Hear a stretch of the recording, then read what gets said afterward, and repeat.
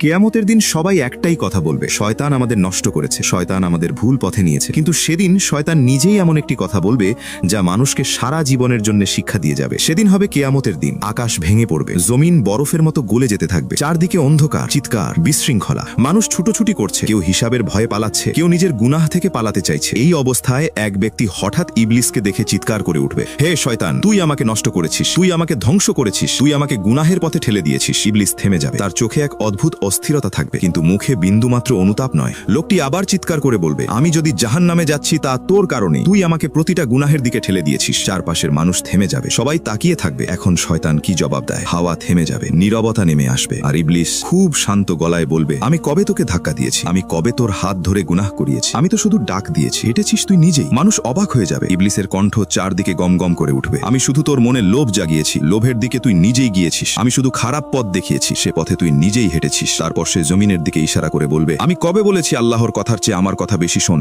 লোকটার মুখ সাদা হয়ে যাবে, তার রূহ কেঁপে উঠবে। তখন শয়তান গর্জে উঠবে, আল্লাহ যখন নিষেধ করেছিলেন খারাপের দিকে যেও না, আর আমি ডাক দিয়েছি বলে তুই আমাকে বেছে নিয়েছিস, তাহলে এখন আমাকে দোষ দিচ্ছিস কেন? নীরবতা আরো গভীর